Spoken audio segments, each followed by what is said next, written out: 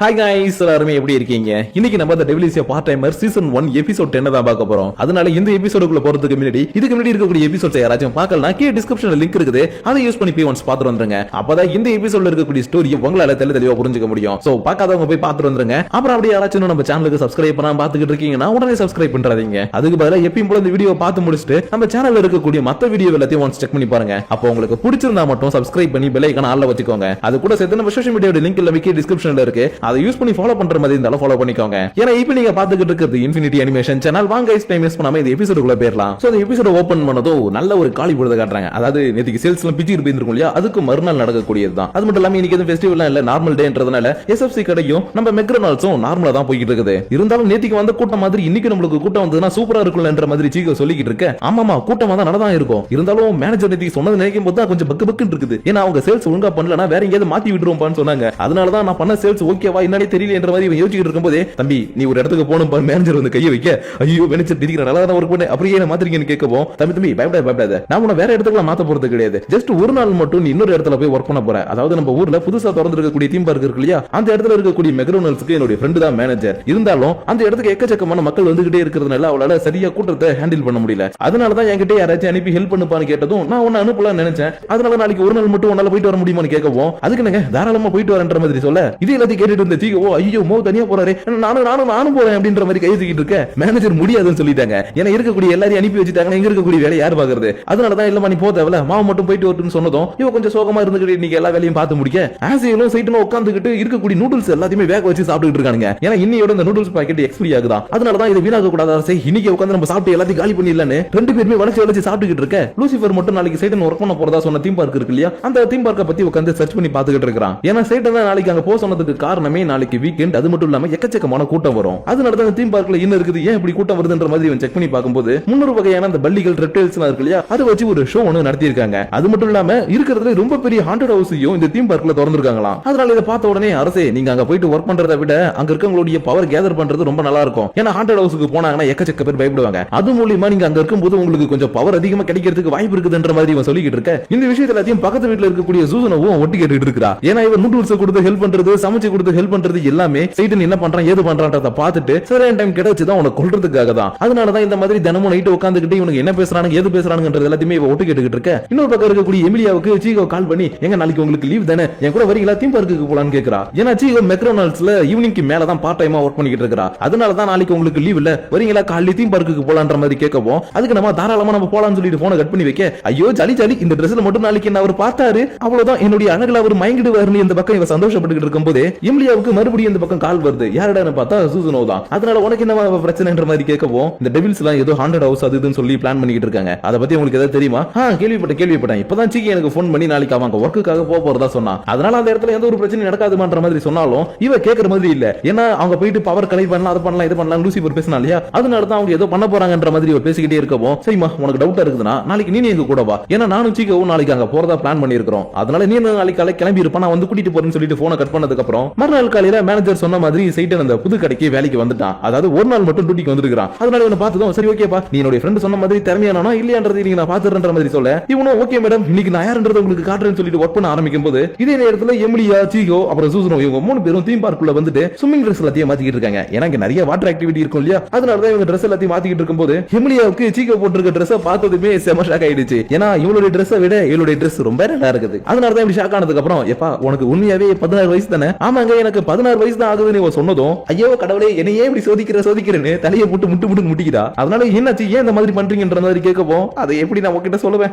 அதாவதுமா நீ ரொம்ப கியூட்டா பெருசா இல்ல கியூட்டா இருக்கமான்ற மாதிரி சமாளிக்கவும், நான் ரொம்ப கியூட்டா இருக்கேன்ல, சரி ஓகே மாவு மட்டும் இந்த ட்ரெஸ்ல நான் பார்த்தாருன்னா அவ்வளவுதான் கவுந்துருவாருன்ற மாதிரி இவ பேசிக்கிட்டு இருக்கும்போது சூசனோவும் ஓகே நான் தயாராயிட்டேன் வாங்க போலான்ற மாதிரி கூப்பிட இவங்களுக்கு செம ஷாக் ஆகுது. ஏன்னா சூசனோ ட்ரெடிஷனல் ட்ரெஸ் போட்டுட்டு இருப்பா இல்லையா, அதே மாதிரி தான் குளிக்கிறதுக்காகவும் ஏதோ ஒரு ட்ரெடிஷனல் ட்ரெஸ் போட்டு வந்திருக்கா. அதனாலதான் இவனை திருத்தவே முடியாதுன்ற மாதிரி இவங்க பாத்துக்கிட்டு இருக்கும்போது இன்னொரு பக்கம் நம்ம சைட்டன் ஜாலியா ஒர்க் எல்லாத்தையுமே பாத்துக்கிட்டு இருக்கான். அது மட்டும் இல்லாம சைட்டனுடைய மேனேஜர் இவன் ரொம்ப சூப்பரா ஒர்க் பண்ணுவான்ற மாதிரி இந்த மேனேஜர் கிட்ட சொல்லிருக்காங்க இல்லையா, அதனாலதான் இவங்களும் பரவாயில்லையே அந்த பையன் அவன் சொன்ன மாதிரி ரொம்பவே சூப்பரா ஒர்க் பண்றானே என்ற மாதிரி பாத்துக்கிட்டு இருக்கும்போது கரெக்டா இந்த இடத்துக்கு சீகோ வந்துட்டா. அதனால இவங்க இந்த இடத்துல பார்த்ததும், ஹே சீகோ நீ உனக்கு லீவ் இருந்தா நீங்க வந்துட்டியா, சரி ஓகே ஒன்னும் பிரச்சனை இல்ல, உனக்கு சூப்பரான 2 பர்கர் ஆர்டர் பண்றன்ற மாதிரி ஆர்டர் பண்ணிட்டு இருக்கும்போது நம்ம வந்த வெளியே பாப்போனே மாவு எல்லாம் எப்படி இருக்குன்ற மாதிரி கேட்க, பரவாயில்லப்பா நம்ம இடம் மாதிரி இல்லனாலும் இது கொஞ்சம் நல்லா இருக்குதுன்ற மாதிரி சொல்லிக்கிட்டு இருக்கும்போது இவளுக்கு கொஞ்சம் சோகமாயிடுச்சு. ஏன்னா இவ கேட்டது இந்த இடத்த பத்தி இல்ல, இவளை பத்தி. அதனால இந்த விஷயத்தை எல்லாத்தையும் எட்ட இருந்து பாத்துட்டு இருந்த எமிலியாவும் சைட்டன் உனக்கு அறிவியலடான்ற மாதிரி பக்கத்துல வந்து திடீர்னு போக, இன்னொரு பக்கம் எனக்கு மட்டும் ஏன் இப்படி எல்லாம் நடக்குதுன்னு ஆசியல் புலம்பிக்கிட்டு இருக்கிறான். ஏன்னா நைட்லாம் உட்காந்து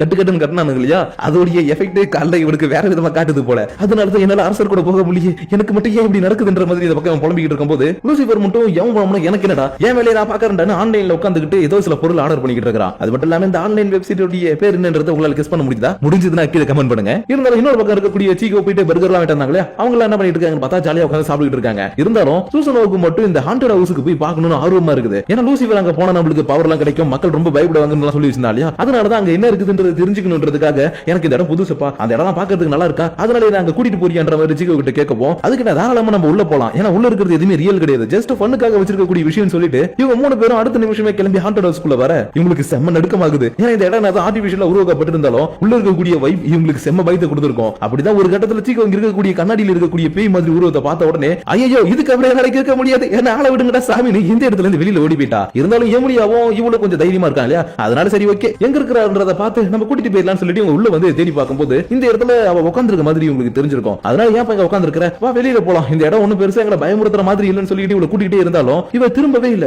ஏன்னா இங்க இருக்கக்கூடிய உருவம் சீகோவே இல்ல. அதனால அந்த உருவம் டக்குனு தன்னுடைய தலையை திருப்பி நீங்க வந்துட்டீங்களா இப்படின்னு கொஞ்சம் ஹாரர் வைபோட பேச அஜய் எங்களை விட்டு எடுக்கிற சாமின்னு சொல்லிட்டு இவங்க 2 பேரும் அடுத்த நிமிஷமே சீகோ இருக்கக்கூடிய இடத்துக்கு ஓடி வந்துட்டாங்க. அதுக்கப்புறம் சரி ஓகே நம்ம இங்க போக தேவையில்ல, வேற எங்கேயாவது போலாம்னு சொல்லிட்டு இந்த ரெப்டைல்ஸ் எல்லாம் வச்சு ஒரு ஷோ நடத்துறாங்கன்னு சொன்னாங்க இல்லையா, அந்த இடத்துக்கு இவங்க வரவும் பாத்தீங்களா உள்ள 300 பல்லிகளுக்கு மேல இருக்குதான்ற மாதிரி சொல்ல சீகோவுக்கு கொஞ்சம் அருவருப்பா இருக்குது. ஏன்னா இவளுக்கு பல்லிங்கன்னா சுத்தமா பிடிக்காதா, அதனால எனக்கு அதெல்லாம் பிடிக்காதுன்ற மாதிரி சொல்லிட்டு இருக்கும்போது எமிலியாவும் ஆமா ஆமா எனக்கும் பல்லிங்கெல்லாம் பிடிக்காது இவளுடைய உலகத்துல இருக்கக்கூடிய பல்லிங்களை நினைச்சு சொல்லிட்டு இருக்கா. ஆனா இந்த சூசன் ஒர்க்கா இல்லையா இதெல்லாம் எனக்கு ரொம்ப பிடிக்கும் தெரியுமா, சமைச்சு சாப்பிட்டா செம டேஸ்டா இருக்கும்ன்ற மாதிரி சொல்ல இவங்களுக்கு செம ஷாக்கு. அதனால உண்மையாவே நீ பல்லியை சாப்பிட்டிருக்கான்னு கேட்க ஆமாப்பா எனக்கு ஒரு சின்ன வேலை இருக்குன்னு ஒரு ஊருக்கு போகும்போது அங்க இருக்கிறவங்க பல்லியை சமைச்சு கொடுத்தாங்க. ஃபர்ஸ்ட் அதை பாக்குறதுக்கு அருவருப்பா இருந்தது, இருந்தாலும் ஒரே ஒரு பைட் எடுத்து வச்சா பாரு செம டேஸ்ட். ஆனா அந்த மாதிரி சாப்பாடு எல்லாமே இங்க கிடைக்காது, ஈஸ்ட்லாவில தான் கிடைக்கும் இவ சொல்றதுக்குள்ள எமிலியா டக்குனு வந்து இவளை பிடிச்சிக்கிட்டு ஹேய் பேச்சு வகல நீ பத்தி ஈஸ்ட்லா பத்தி சொல்லிட்டு இருக்க, இது மட்டும் அவளுக்கு தெரிஞ்சது உன் கதை அவ்வளவுதான், பேசாம அமைதியா இருன்ற மாதிரி சொல்லவும் சரி சரி ஓகே ஓகே நான் தெரியாதனமா உளறிட்டேன்ற மாதிரி கடுப்புல நின்று இருக்க. இன்னொரு பக்கம் சைட்டன் ஒர்க் பண்ணிட்டு இருக்கும்போது இவனுடைய அந்த புது மேனேஜர் இருக்காங்க அதான் அந்த கடையோட மேனேஜர், அவங்க வந்து ஒரு டெலிவரி இருக்குப்பா நீ போய் டெலிவரி பண்ணிட்டு வரியான்னு கேட்கவும் அதுக்கு தாராளமா போறேன்னு சொல்லிட்டு இவன் டெலிவரி கிளம்ப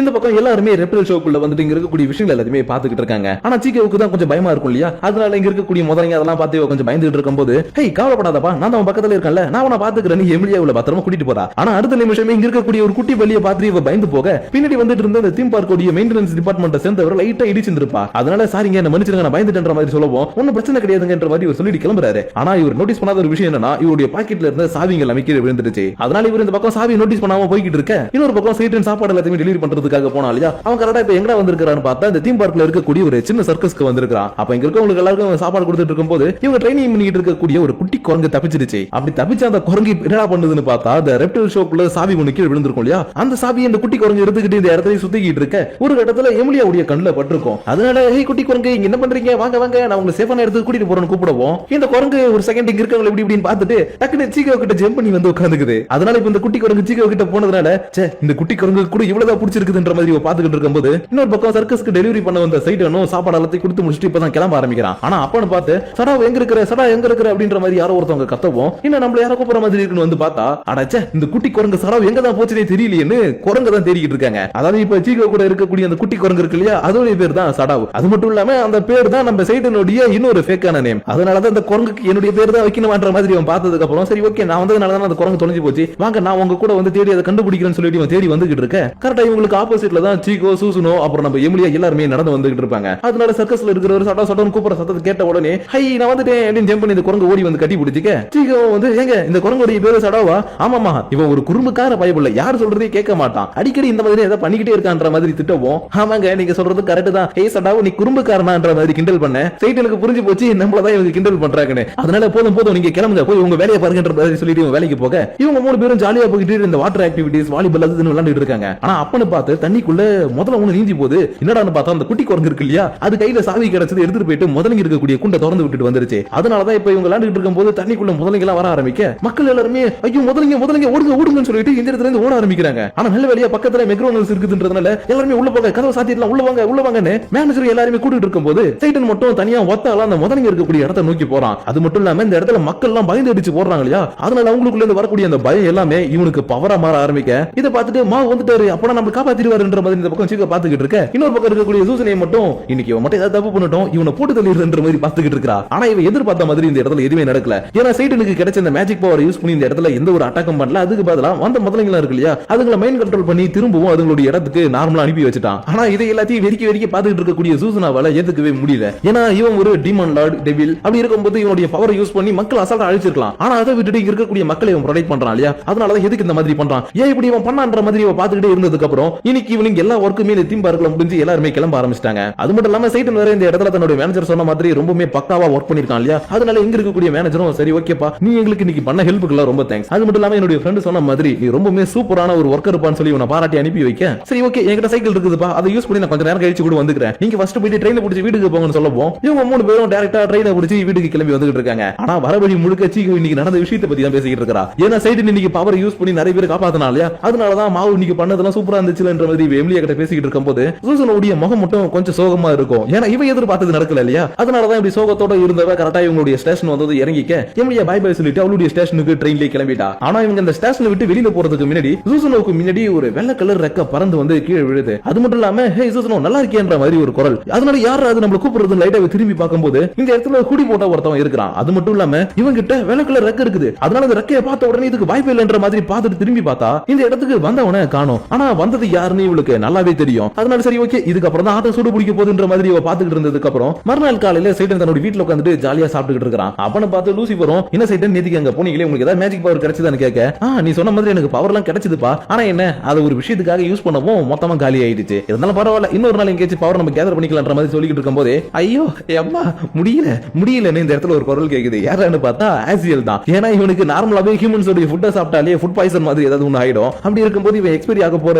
நூடுல்ஸ் எல்லாத்தையும் நல்லா கட்டுக்கட்டு கட்டினா இல்லையா, அதனாலதான் என்னால முடியலன்ற மாதிரி கத்திக்கிட்டு இருக்கும்போது தரவன் இவங்க வீட்டுடைய காலிங் பெல்ல யாரோ ஒருத்தன் வந்து அடிக்க, யாரோ வந்துருக்காங்க அடுக்கு நான் போய் பாக்குறேன்னு சைட்டன் கிளம்புறதுக்கு முன்னாடி லூசிபர் போய் கதவை திறக்கணும்னு பாக்குறான். ஆனா இவன் கால் தரு மாதிரி கீழே விட போச்சே எல்லாம் போச்சேன்ற மாதிரி கதறிக்கிட்டு இருக்கான். ஏன்னா இவன் jungle.comல ஒரு ப்ராடக்ட் ஆர்டர் பண்ணியிருந்தான் இல்லையா, அது இவங்களுக்கே தெரியாம தான் ஆர்டர் பண்ணியிருந்திருக்கான். அதனாலதான் உனக்கு இன்னும் தைரியம் இருந்ததுன்னா வீட்டுல இருக்கக்கூடிய காசை திருடி இந்த மாதிரி பொருளை வாங்கி இருப்பன்ற மாதிரி ஆசிரியர் இவனை மிரட்டும் போது இவனுக்கு லைட்டா வைத்த கலக்கவும் உன்னை வந்து வச்சுக்கிறடான்னு சொல்லி திரும்ப பாத்ரூம்குள்ள ஓட அப்படி இந்த இடத்துல இந்த எபிசோட முடிக்கிறாங்க. சோ கைஸ் நீ நம்ம பார்த்த இந்த எபிசோடு உங்களுக்கு பிடிச்சிருக்கும்னு நினைக்கிறேன். அது மட்டும் இல்லாம இதுல ஒரு புதுசா ஒருத்தவன் ரெக்கையெல்லாம் வச்சுட்டு வந்திருக்கான் இல்லையா, அவன் யாருன்றதையும் நீங்க கெஸ் பண்ணிருப்பீங்க.